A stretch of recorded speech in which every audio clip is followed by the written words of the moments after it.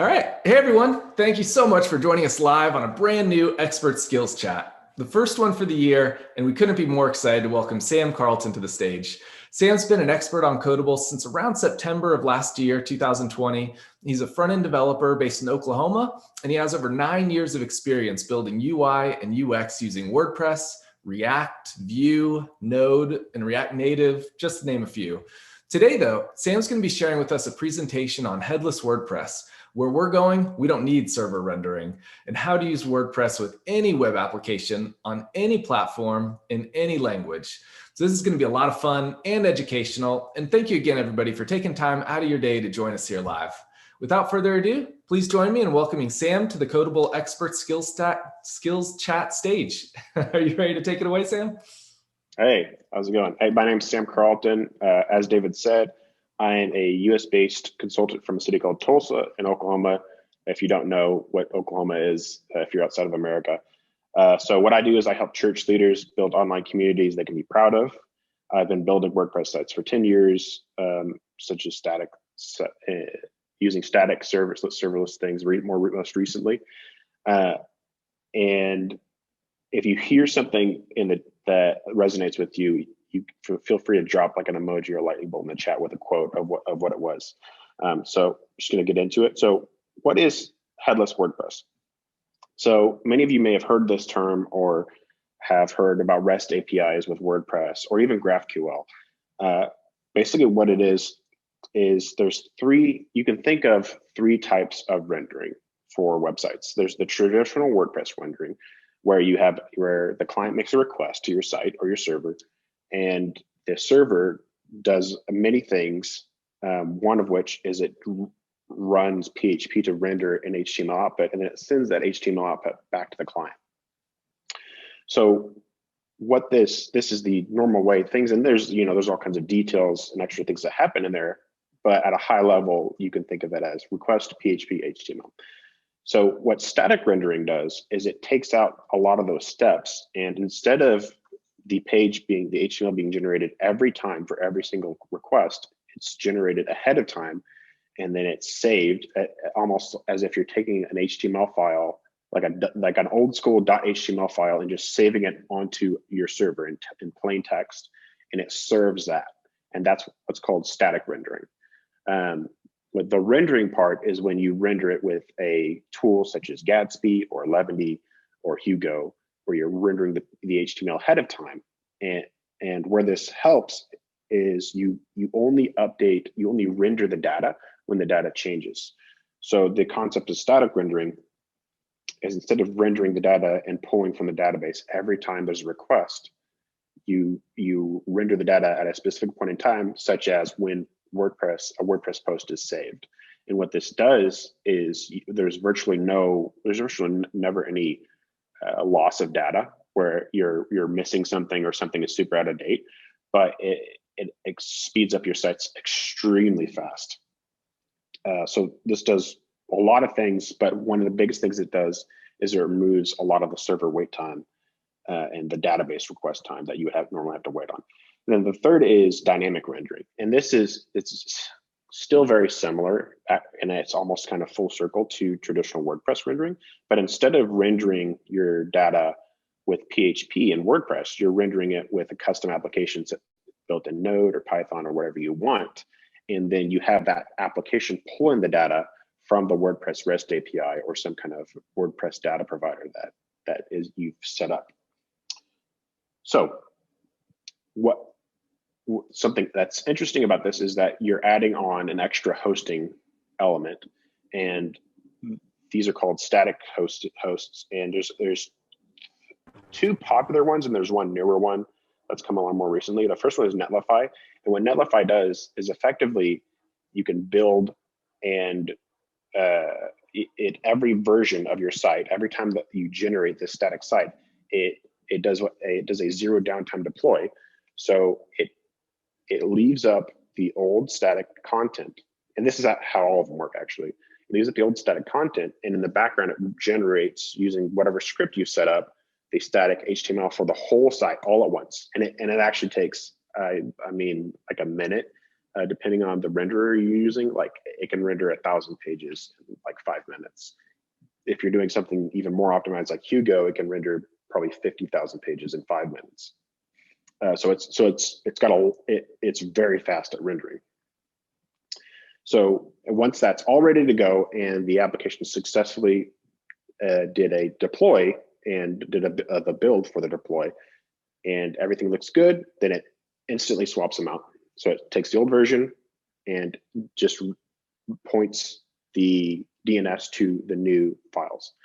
So what this does is you have zero downtime deployments, but if anything goes wrong during the deployment, it's almost like a test for every time there's a save in WordPress, in the context of a WordPress site. And this is the way Vercel works. This is the way Cloudflare Pages works. Cloudflare Pages is newer, so they're a little better on pricing. Vercel is they're not as good on the free tier. Netlify is the best at the free tier, but the great thing about Vercel is when you have to upgrade to a paid plan, they're the most generous with their paid plan. Netflix tends to nickel and dime a little bit more as you go once you start paying. So the next thing is the serverless hosting. So when you actually do need to contact and do things that you can only do on a server, such as logins, such as data that you just can't give to the client, or you can't let the client have access to, you need that barrier in place.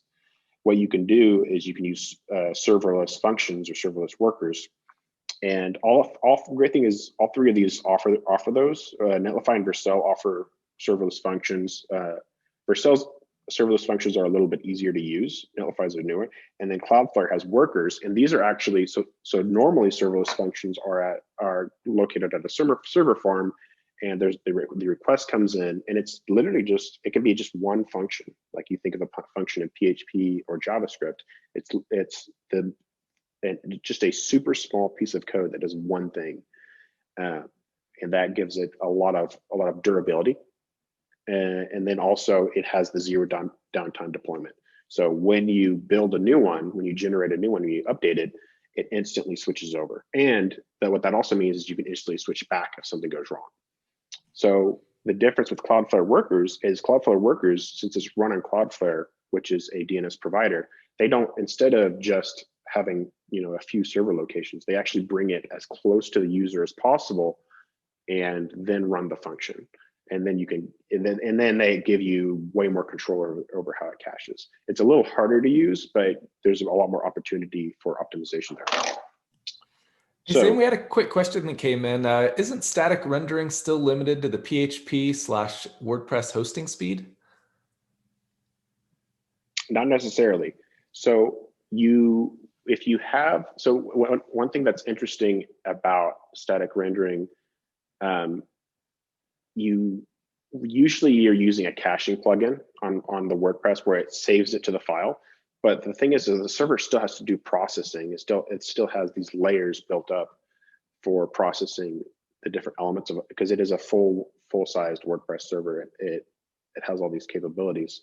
So the thing about a static hosting and a pre-rendered static site is you're still cutting out a lot of the fat. I don't know exactly the reason why, but I've never been able to, even the fastest WordPress sites, I've never been able to get to run as fast as static hosting, just because there's less parts in there.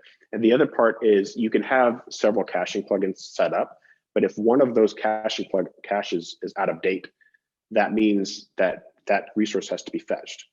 The great thing about building your own static application or using a static framework is you get to fine tune it exactly to your circumstance. One of the downsides about caching plugins is everything is automated and optimized for a general use case. Some of them are pretty good and they get very close to a very optimal situation, but none of them are specifically optimized for your use case. So what that means is like it might include things like frameworks and loading in plugins, but a lot of the stuff you don't really need for a request if you're just serving like a page from a blog or a product page on an e-commerce site. You just need to show the page. So that's the great thing about rendering ahead of time is the trade-off is that there might be a little bit like a 2-minute wait to build the site to generate all the static pages all over again. So the 2-minute wait between hitting the save button and seeing the results on your static site. but all the responses are going to be super fast. So you might say like, well, isn't that still server rendering? Like you said that we weren't going to use server rendering before. So, and this is probably the part you've been waiting for. Yes, that is server rendering. So, so you might say like, well, at the beginning of the talk, you said we don't need server rendering. So here's a simple way to think about it. Serverless applications need servers just like wireless applications need routers. So if you think about it, if you think about the wireless router in your living room or your house or your office, it does use wires. It's not technically wireless. It's just a major paradigm shift from a switch, like a network switch. So in order to demonstrate that, in order to express that major paradigm shift, they call it wireless, even though it's not wireless. So because we're doing a major paradigm shift and we're taking out, for the most part, the server activity that happens on a request, we call it serverless. That's what that means. It's okay, and it's okay to call it serverless. I mean, people will get on to you, but you can just throw that line out about wireless routers. So on to the next part. So why use Headless WordPress at all? What is it good for? So the first one is user benefits, and the easiest one is it dramatically lowers page loading times, like we've talked about. But that also has business implications. You can see on the graphics on the bottom. These are from Think with Google research. The average mobile page takes 15.3 seconds to fully load, and you may have seen these before. And then the other stat is that mobile sites that loaded in 2 seconds or less had 50% higher conversion rates. So that's a little bit of how you justify it in a business sense. Those conversion rates are going to drop off significantly the longer it takes to load. And so, but it works the other way. It cuts both ways. The more you get back your load times, the more you reduce those times, the higher your conversion rates are going to go up across the board. And the other user benefit is less downtime. We'll talk about this a little more in a minute. Basically, whenever you're doing, if there's a random crash or somebody installs a plugin or removes a plugin or updates a plugin, there's a separation from your WordPress instance and your serverless site. So what that means is your WordPress instance can completely fail and completely go down, and your site will keep running. So security benefits. So there's very few common security exploits with this setup. Eventually there will be more and more, but the thing is it's a static site. There's no it's very hard to figure out how to do cross-site scripting because the server isn't doing anything. With the exception of the serverless functions, but you're only using the serverless functions where you need them, and you're using them in a very unique and custom way.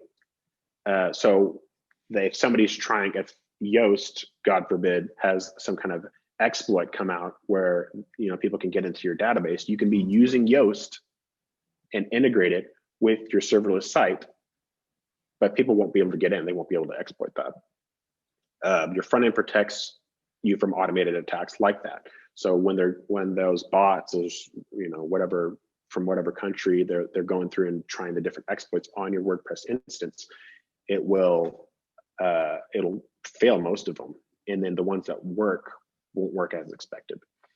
Then the other benefit, the third benefit, is that you have the option to entirely lock down your WordPress instance from the public. And what this means is because the only place you actually need, there's two places you need to actually use and have access to the WordPress. One is by your administrators, so the people that edit the site, and the second is by the build process that builds the site from the WordPress data.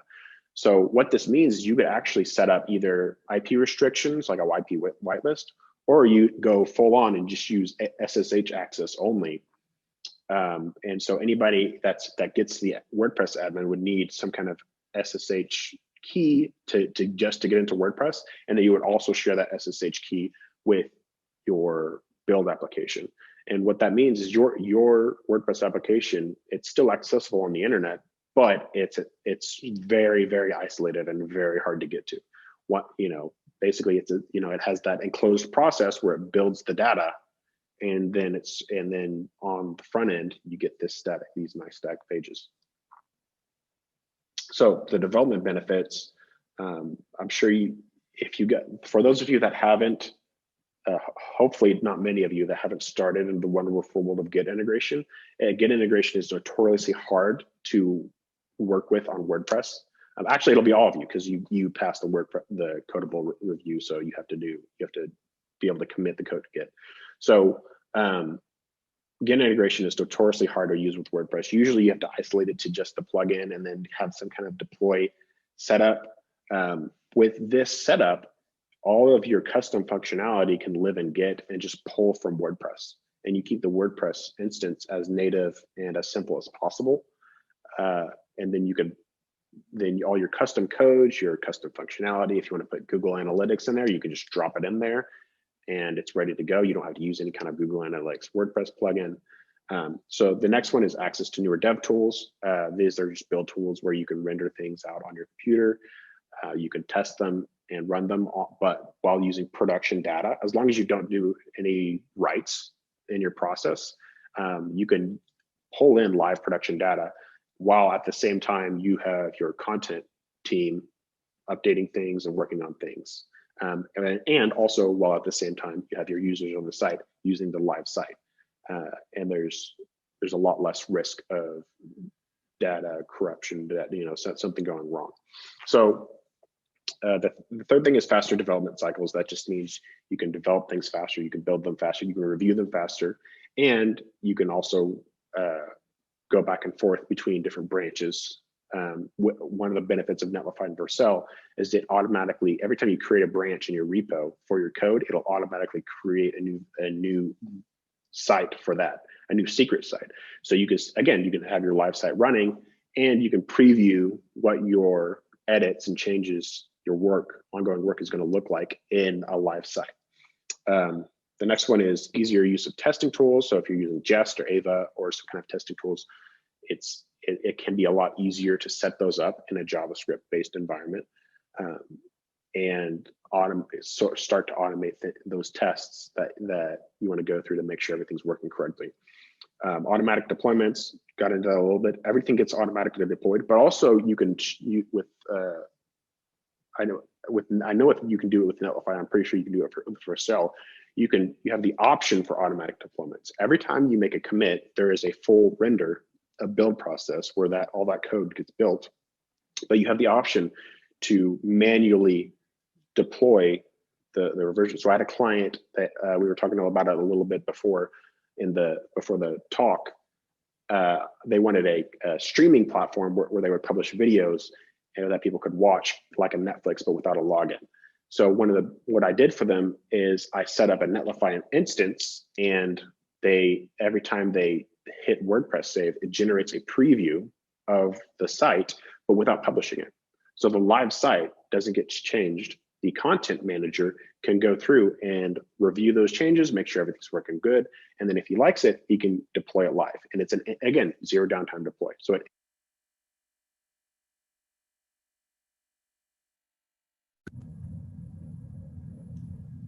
I think we lost Sam's audio for a second. He's switching over to a different earpod. Okay. Can you hear me all right? Yep, you're back. All right. So instance site reverts. So if anything ever goes wrong on the site, anything gets weird, you can instantly revert. So if you do publish a change that you don't want live, you can instantly go back. So if your CTO texts you and they're like, hey, we gotta get this turned off. We don't want this showing up yet, or something's wrong about this, you can instantly go back at any time. A little bit how if you use WP Engine or other hosting where they do daily backups, a little bit how you can revert those backups. So, and the other thing is you can code in any language that can make HTTP requests and read JSON.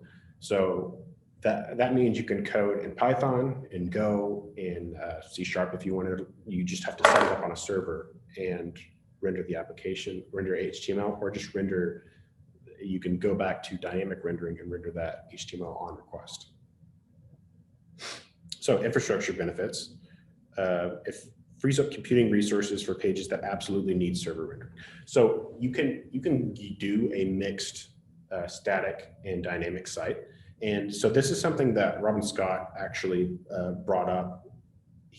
One of the trickier parts with static rendering is for e-commerce sites, there's not a lot of good examples out there yet to pull off of and learn from if you're pitching this to a client. But you can use static rendering with an e-commerce site. So what you would do is you would basically, the pages that don't need to change very often, such as the product pages or the category pages, you would render those statically. And then you can store your cart, instead of storing it the normal way WordPress would store it, you would store it in local storage and keep those cart items. And then even when they go to the cart, it can still be statically rendered. And then when they check out, that's when they actually either redirect them to the real WordPress checkout and pass that data through, or you use dynamic rendering and with a WooCommerce endpoint where a serverless function will submit a checkout request, and then you use your logic in that function to run through the checkout and execute it. So what this means is that it super bulletproofs your site. So in this instance of this e-commerce site, the whole e-commerce site could go down. It could crash and break for whatever reason. Somebody updated a plugin, whatever. But because it's rendered statically, everybody that's shopping on that site doesn't know the difference. They're still going through and they're still fine. They're still working through things and it looks good. The only place that it messes up is when they go to checkout and the checkout doesn't work, but their cart's still there. They could just come back in a few minutes when it's back up, or just come back later. One of the limitations of that is that you can't, the cart is saved to that device. So if you want to share the cart between devices, you would have to pass the cart data from the browser back into WordPress if they're logged in. Hey, Sam, we had a question come in. How to handle stock availability in local storage? So that would be another thing. One approach you could do to it is you could render the stock availability either once a day or once an hour. It'd get expensive for the static rendering, but another option is you could, when the client reaches the site, depending on how many products you had, you could build a serverless function that just lists the stock inventory. And and the funny thing is even if you have 50,000 products, if you're just listing like a product SKU and then a number in a JSON file, that file might not be over 100K. So it's even if you're sending all of the SKUs to the device at once, but in this super lean file, it won't be super big. Cool. And actually, we had a follow-up question where he says, I should have said in the cart. So how to handle stock availability in the cart? So yeah, same kind of thing. Yeah. So you would still be requesting that file on one, or you could request just the items that you have in your cart, and then you could check it. But you could just kind of build in steps where every time there's a step, an opportunity where to check the stock to make sure it's still available, you could do that request. And if you want, you could limit it to just what they have in the cart. Okay, cool. Yeah, and he's saying if there's like a race condition where one item is left and two people have it in their cart, like would it be able to update or differentiate, when that one item's gone and somebody's purchased it and somebody else has it still in their cart? Yeah, that might be a situation where you just have to literally pull the data from WordPress and see how WordPress is handling it. If you want, you could, I don't know how this part of WooCommerce works, but you could separate, like I think essentially downgrade that stock number and treat it as if they have that item. And until they until they either check out or they haven't checked out for, I don't know, like a day, and you can release that item back. That could be one way to deal with it. Again, there's the thing is, like, they've already had to think of all these things in WooCommerce. So you can literally just go through the WooCommerce documentation and look at the plugin and see how they handle these with normal requests. There's already a way to do all these things. You're effectively just taking that functionality and putting it in a serverless function, or figuring out a way to expose that function, that operation, to a serverless function. So you can run it, or you could just have the application pull a WordPress REST or GraphQL endpoint directly and check that data for availability. All right, cool. Thank you. And we have another question that came in. Since local storage is limited, how can we add large data files? So large data files, is there an example of that? Like, is he thinking like video files, or? Ali, do you have a follow-up, or you're welcome to unmute yourself and ask live if you'd like? Hello, everyone. Hey, Ali. Hello. Yeah, basically, I am figuring out how we can add large data. For example, we have a large a user is buying something like 10 or 15 or 50 products or 100 products, and those are in the cart, and we want to save that data in JSON in local storage. So in this regard, either the JSON of 50 products can be handled by local storage or not? So you're asking if you can store 100 products or a few hundred products via JSON in local storage? Yeah. Yeah, it could absolutely. It's storage on the device, so it can get pretty big. If it gets too big, I know there's a thing called WebSQL, I believe that's what it's called, and it's for larger data sets. Like, I think if you go above 1,000, items. I don't know where the rule is where you switch from local storage to WebSQL, but that could be if you're having several hundred items in your cart and you're somehow hitting some kind of limit on local storage, that could be another option to switch to. Okay. Cool. Thanks for your question, Ali, and thanks, Sam. That's awesome. So for infrastructure benefits, and also for all this WooCommerce stuff, I have some documentation at the end that goes into how WooCommerce actually works when it's statically rendered. And again, there's not a lot of examples of live sites that work this way, but there is resources you can find and check out about how it theoretically should work.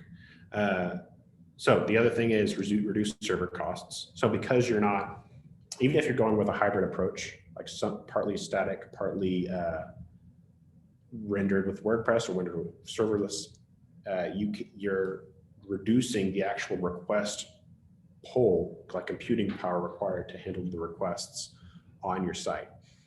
And what that does is for the things that you absolutely do need like live requests for, such as stock management or cart management, or sorry, checkouts. When those happen, the server is a lot more unloaded, has a lot more capacity to handle those more important requests, or those server-only requests.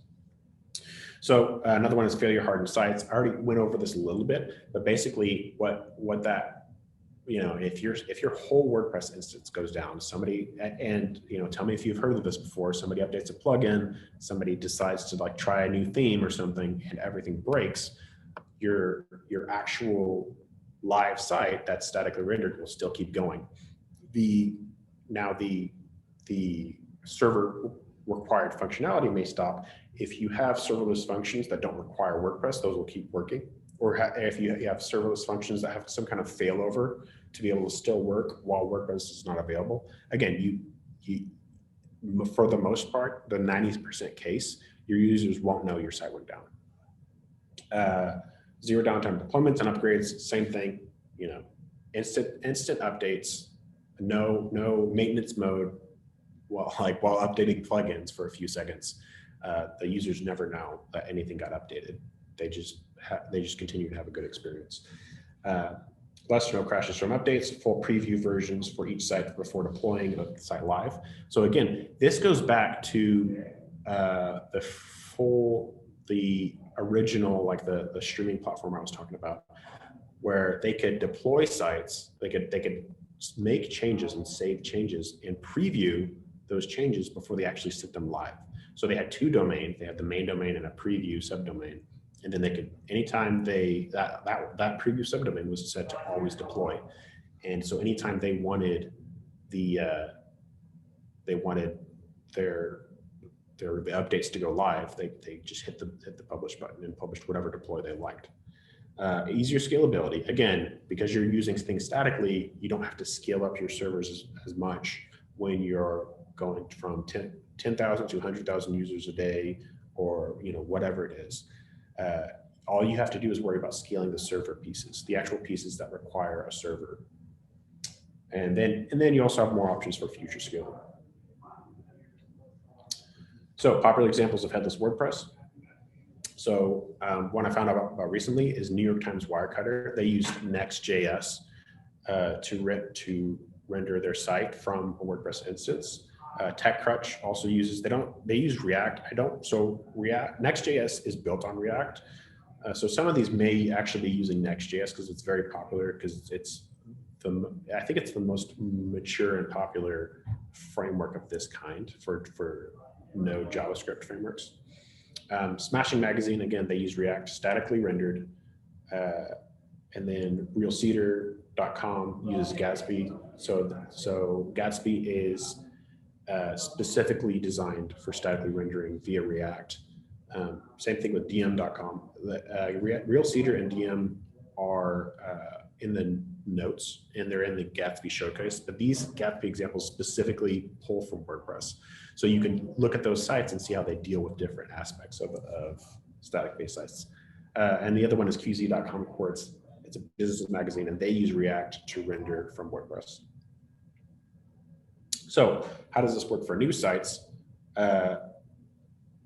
So a lot of the popular frameworks are ready to go integrations and boilerplates for WordPress. So you can just start, since it's static, you can today, if you have your REST API endpoints exposed, you can today set up a static site based off of your site's data, because it's just exposing publicly data that's already available. It's just putting it in a JSON format where there's a special place for the title, for the content, and so on. So you can actually, one is Gatsby source WordPress. And then I'm sure there's plenty of examples of Next.js WordPress sourcing. I think they have an example in the repo of using WordPress to source it. But again, you can see the resources link at the end for those resources. So for existing sites, so you don't necessarily have to abandon your whole existing WordPress front end to start. What you can do is you can kind of, again, like we talked about before, take a hybrid approach where you're bringing in, you set up your static version of the site somewhere else, say in a subdomain or in an alternate domain, and then you redirect, or if it's a new thing, if you're just adding on a new thing onto your existing web property, you would just provide the link, but you redirect to the new static thing and offload that server rendering capacity from your actual real WordPress server. So one of the downsides, and one of the things that you have to troubleshoot and work through, is these REST API endpoints don't work very well with page builders. So I had a big love affair with WP Bakery's page builder, and I used to love using it. And then when I started learning about this and wanting to explore this, I found out that they don't, as far as I know, they don't support REST APIs very well. So what that means is, those JavaScript applications, they see those shortcodes and all the stuff that the page builders applies, and they don't know how to read that. And what's more is usually those page builders don't even provide their rendered HTML via that JSON. So you have to re-render those elements. So because you're already there, it's best to provide either simple data or data via ACF Pro, or Metabox, or whatever kind of custom data plugin you would normally use. That allows the data to be accessed via REST API or GraphQL. And this, I don't want to get too political on here, but my favorite setup has been Gutenberg. And I know there might be some groans in the audience, but Gutenberg is okay. It's just another page builder. But the great thing about Gutenberg is it builds with a JSON structure built in. So you can actually just expose that JSON structure in your GraphQL or REST API endpoints, and then pull in that data and render those components in React or Vue or whatever framework you're using, or just plain HTML. So next thing, so getting things working. So first is choosing your API interface. You have two options: REST, which is what I've been talking about, and GraphQL. So WordPress REST API is actually built into WordPress. It's native. You don't have to add any plugins to start using it. And it's very well documented because WordPress documents it and they provide support for it. So you can also find plenty of support online for it. And it's the official API. So you're staying more in line with native WordPress how it's working. Now, a newer, more advanced option is GraphQL. And I believe GraphQL is a style of request, a style of API that Facebook created. And basically, with the way it works in WordPress, there's a particular plugin you install, and that exposes these GraphQL API endpoints. And the advantage of GraphQL is instead of requesting, making a request to an endpoint and then you get a JSON response back, you actually only request for the data you need. So what that means, so if you're requesting every post, every product on your site in GraphQL, you can actually limit and lean up that request size, because in GraphQL requires you to have this kind of two-dimensional, it's kind of like an object, but with just keys. And you are getting just the data you need. So let's say you just need, for instance, the stock, or the stock and the SKUs, and that's it. You can build that structure. It's a oversized request object that really doesn't take up any more request time because it's not super big. But what that does is it leans up the response size back so you can get faster responses back. So when you're with WP GraphQL, you can kind of request all your data at once, and it's a lot leaner because you're not getting up these extra properties and things that you might not need. So making the data available for WordPress sites, there's a lot of different tools you can use. So again, the built-in REST API. Oh, one thing I forgot to mention is these aren't, the REST API and GraphQL are not mutually exclusive. You can use both. If for some reason you have to have one and have to have the other, it's okay to use both. You just have to make sure you're being careful. No matter whether you choose one or both, you have to be careful about when you're exposing new data via that resource, you have to be careful not to expose data that you don't want leaked out there, unless you want to lock down your WordPress. So the next thing is built-in REST API hooks and filters. So within the WordPress documentation site, you can actually look up the hooks and filters for the REST API, so you can modify your request and add more data to them. In the case of Gutenberg, that's when you want to use Gutenberg and supply that Gutenberg data via REST API, you actually do have to go and extend the WordPress filter, the REST API filter to allow that data to go through. And then the WP GraphQL plugin, that's the main way people use GraphQL with WordPress. And then the Jamstack deployments plugin, this is one that I love using for these sites. And it basically just automates the setup of regenerating the site when you do the WordPress save. So you can go into Vercel or Netlify and create a webhook, which is just a URL that receives a post request. And you plug it and you drop in that webhook into the Jamstack deployments plugin. And what it does is every time, and actually you can hook it to other things other than saving, but every time a WordPress post or page is saved, it'll trigger that regeneration, that build process, and it'll automatically go out. And this is great for clients because they can just regenerate the static site endlessly whenever they need to. So the other one is ACF and ACF Pro, or just fill in whatever custom data plugin that you like to use. You just have to make sure it's exposed to REST API. I believe ACF built in, it has REST API endpoints that it exposes that you have access to. And then the last one, which is kind of my favorite, The downside of custom data is it doesn't, in the content flow, it doesn't work. It doesn't always work super well unless you base your whole content builder off of ACF or that plugin. What I like to use is Gutenberg plus the Lazy Blocks plugin. So I'll expose my Gutenberg, the JSON of my Gutenberg blocks, and then I'll use the Lazy Blocks plugin to put in custom blocks, and I can generate and I can pick custom fields. So it's almost like ACF, but for blocks. And ACF for blocks is the thing, but Lazy Blocks is specifically built first for Gutenberg blocks. And then you can expose that data via your API, whether it's REST or GraphQL. So frameworks to pull in data. Do we have any questions? I don't want to like keep going if we have any questions. Not yet, nothing's coming in, but I'll keep you posted if anybody posts something. Perfect. All right, then let's keep going. So Next.js, this is Next. I have mixed feelings about Next.js because it is the most used. It's not my favorite, but it's probably the safest option if you want to deliver something that you can guarantee will work for your clients. Because you can actually provide, if you go and you can check out the resources link at the end. If you go to the Next.js showcase, some of the sites on there, like Marvel.com, is built on Next.js. Airbnb, and I think Twitch's mobile site is built on Next.js. It is a very bulletproof and well-maintained framework that's used by a lot of large companies. So it's a very safe option when it absolutely has to work. It is server-side rendering first. So what that means is that it does this dynamic style rendering where it renders on request. So you're basically putting it on a serverless function that handles the requests or a node server.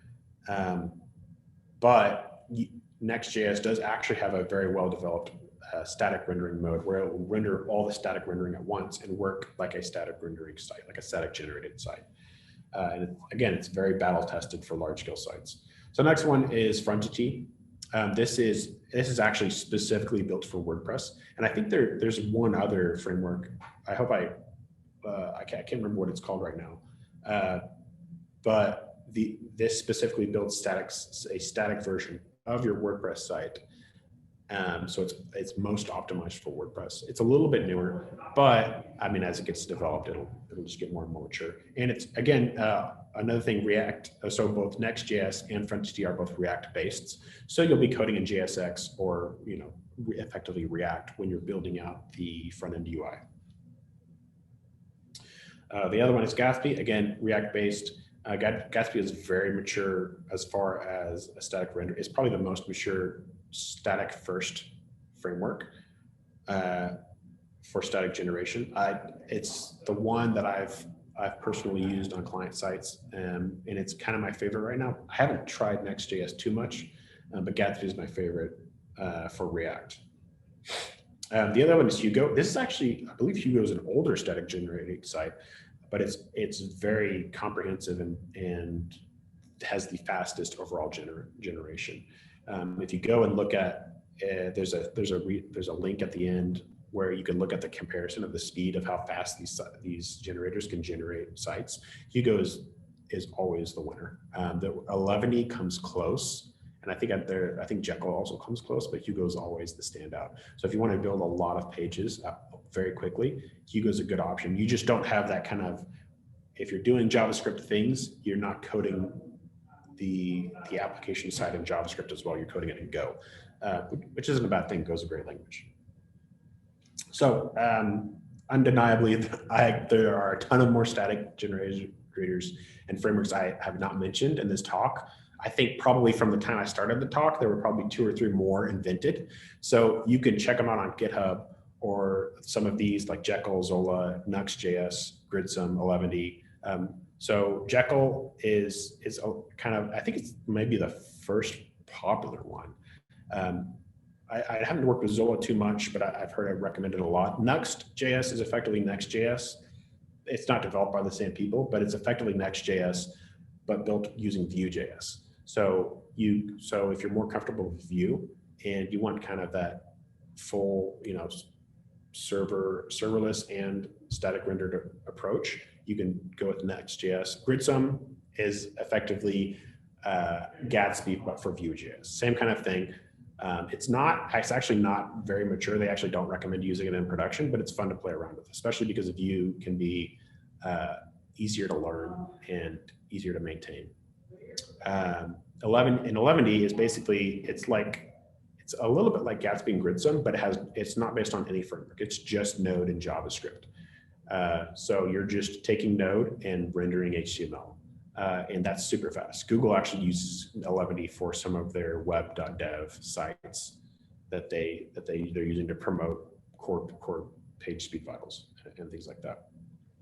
So coming back full circle, basically you can use Headless WordPress with any application that, again, can pull in data via HTTP request and parse JSON. So that means you can use it on mobile phones via React Native, smart TVs, VR, cars. You could even use Headless WordPress with refrigerators or just whatever you can think of. I'm sure there's other devices that you can integrate that have HTTP requests. Everything's internet connected.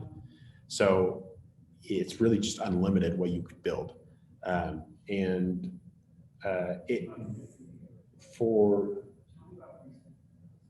What's my other note? But yeah, I think that's it. I think we can go into questions. I went a bit over on time, but if you have any extra questions, we can go through and ask them now. Sam, that was awesome. Thank you so much. I know I learned a lot. I hope everybody else did too. Does anybody have any questions? You're welcome to unmute yourself, or if you want to type them in the chat, I'd be happy to read them off for you. Hello. Hey there, Joseph. Yeah, so I have a question. So I've been thinking a lot about Headless WordPress these days, and one thing I can't figure out is how would you handle big plugins like BodyPress, where most of their hooks, functions, and HTML forms are rendered in their own templating system. If we create a JSON endpoint for that, should we reconstruct their template, serve it in JSON, and render it using JS in HTML? And how about other plugins that extend their template or functionality through their own hooks or apply filters? Should we re-implement that as well? So you're asking about whenever custom templates are generated with a plugin. I didn't catch the plugin name, but basically how to provide those via either JSON or GraphQL, basically to your serverless application. Is that right? Yes. So the plugin is BodyPress, for example. Okay. So the fun thing about if you're rendering it statically, you can actually be very unoptimized in how you render it, because on a Netlify or Vercel instance, like on a Netlify instance, I think the timeout is like 30 minutes. So if something takes 30 seconds to generate one request, but you only need a handful of them, that's okay. You could do very long unoptimized requests. So you can actually think about it differently than making everything super fast, because you need to get it delivered to the client in time for the request to keep the request time down. So what you can actually do is you could actually, using those, if you were to approach it from REST, using those REST hooks, you could actually just have a page that's just that template and manually have that plugin generate that template, just stripped of the kind of head or whatever you don't need in it. And then, and I know there's HTML parsers for PHP, so you could actually have an HTML parser. And again, you would not want to do this on a regular WordPress site, but we're generating it statically, so we have all the time in the world. Like we can build a page that would take minutes to generate, and it's fine because it's a zero downtime deployment. So you could actually have that template generated somewhere on a URL, and then in your build process, just request that HTML, and either within the JSON, within the WordPress side, you could parse that, or you could actually use in your serverless, in your build application, you could pull in that request and use a DOM parser for the language that you're using, whether it's Java, whether it's Node or Go or whatever you want. But you basically would, like, that's a deal I did. So I had a site where I built it on Nuxt, but I wanted to start using 11D. So I literally, because it's a build process, I can do whatever I want. I can take all the time I need. I literally pull in I have a just empty template in Nuxt where it's just an empty page template. And then I pull that in and I parse it in Node and modify the DOM, take out the parts that I don't want and customize the parts that I do. And then I serve that as a text string. And Yeah, so so go ahead. that would be a lot of work because let's say BuddyPress already provided these templates for us. Then if we go headless WordPress, then we have to reconstruct their templates. Is that right? You may have to restrict them a little bit. You also might check, sometimes they just have REST API endpoints available. Part of what this is you are building, you are doing some custom coding to get that ultimate optimized perfect site for your specific use case. And it's just good to know how to do that. All right, I see. So headless WordPress is more about custom build. Yeah, I mean, if you have a simpler use case, it's easier to set up. But for the larger use cases, you might just start with simple pages at first, and then then start building the more complicated things, like the custom template generated thing that you're not quite sure of, and figure out different ways you can optimize those and deliver those. Again, there's 3 or 4 different ways to do it. If you want, you can tweet me at the end, and I'll give some examples, specific examples. Yeah, thank you so much, Sam. It's really helpful. Awesome. Thank you, Joseph. Sam, it looks like your AirPod is battery died again. Can you still hear us? Yeah. Oh, okay. Cool. Well, thank you, Joseph. Does anybody else have questions? Would you like to unmute yourself?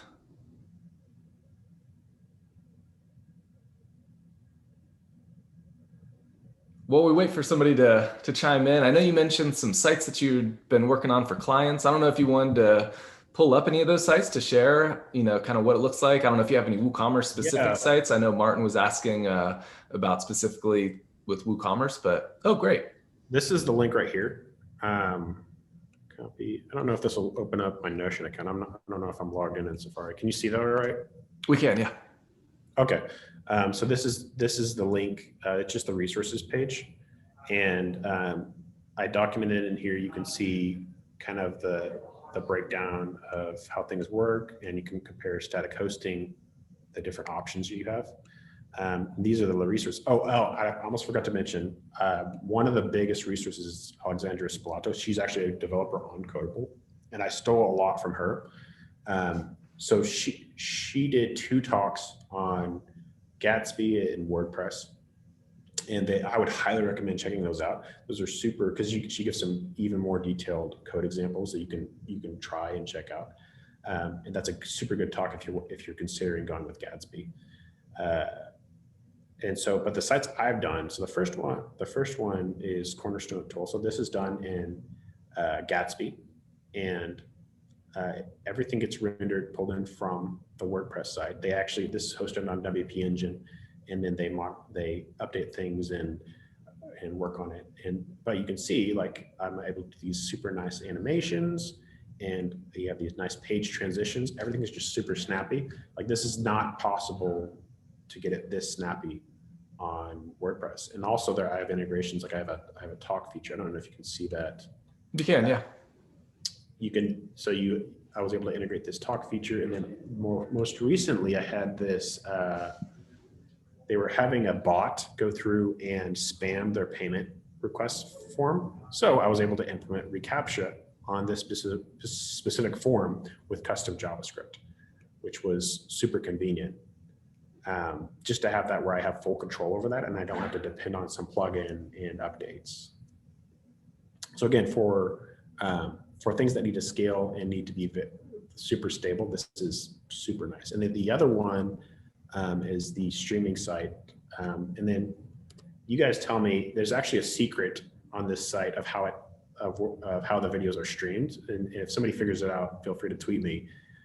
But basically, you can go through, and it's kind of like Netflix. You can hit I, and go through and preview the different videos, and then click it, and it plays just like you would a player. So and so you can watch it just like you would Netflix. And then what the fun thing is, it actually, let me make sure it should, unless this is why you don't present code, but it should save the position. Yeah, there it goes. So you can see the bar. So it actually saves your playback position, which was a fun feature to integrate. But this is all this data is supplied from WordPress. And so they have full control, and they manage it just like they would a WordPress site. Very cool. That's a beautiful site. Gosh, it sure does load fast, and all the videos are super fast. It looks like you just be on Netflix right there. That's really cool. Oh yeah, so their ask was they wanted to scale up to 100,000 visitors a day, and it works like Netflix. And so that's what, static seemed like the perfect solution for that. Very cool. I like that. Awesome. Anybody else have questions?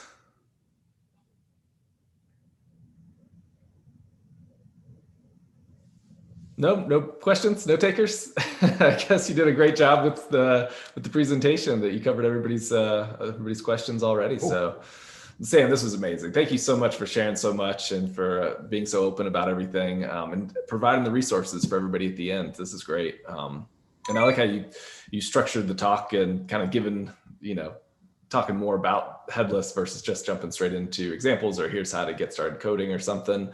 So this was awesome. Great introduction to headless.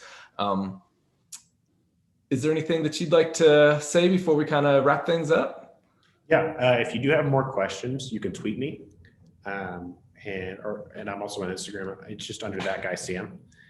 And I'll be happy to troubleshoot any kind of like weird issues. I love talking about this. I was telling David, he was asking, like, I want to know how long he wanted me to go for, and I told him I can go for 15 minutes or an hour. I can rant about this for a long time.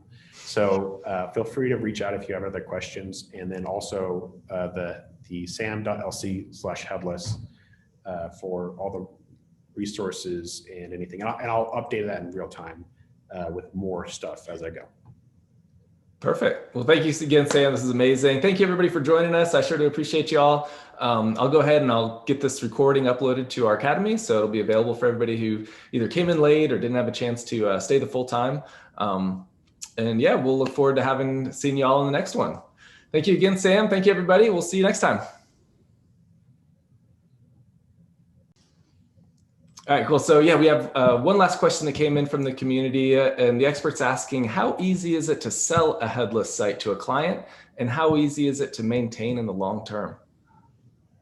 So it is a heavier build for now. As we go farther into the future, it'll get easier and easier to do these. And sometimes it's the easiest option.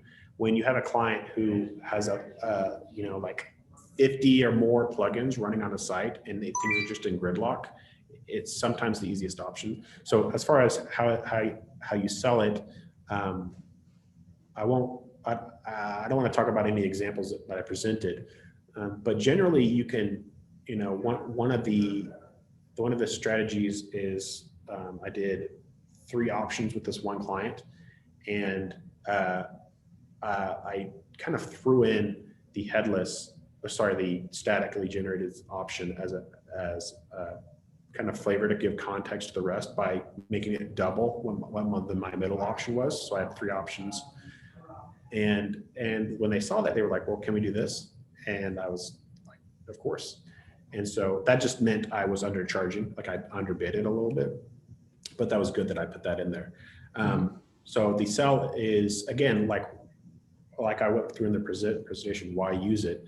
You go back to the business factors of the 15% drop-off rate. So you get the 50% drop-off rate if your mobile site takes more than 2 seconds to load, and then most mobile sites take 15.3 seconds.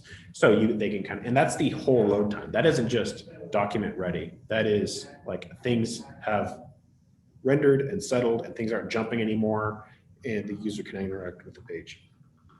So it's a pretty high bar. So you can, that the conversion rate is a big one. One is just it is going to be more maintainable. It is going to be more stable. You kind of want a client who has had experience with WordPress and has had the crushing, painful defeat of a site going down because of a plugin update. And you can say, yeah, that won't happen. So, the biggest thing is just going to be is presenting the reduction in risk as far as a client, because they want to know, okay, how is this going to screw me over? And one, the aspect is just focus on how it reduces risk. If the client specifically makes a point to ask, well, what's the benefit outside of reducing risk? Then you can talk about the other benefits we talked about here. This is mostly focused on developers. But again, you can, if you want to figure out the business aspects, you can read through that why use WordPress section we had and talk about the ways to reduce, the zero downtime deployments, the security benefits. If they've had a site hacked, and a lot of WordPress sites have gotten hacked, that's going to be a big thing, a big deciding factor. And it's not hard to ask for more money for this. If you're not sure about it, you can just throw it in again. If you have a price that you want, just double or triple that price and throw in a headless WordPress option for them if they want to go that route.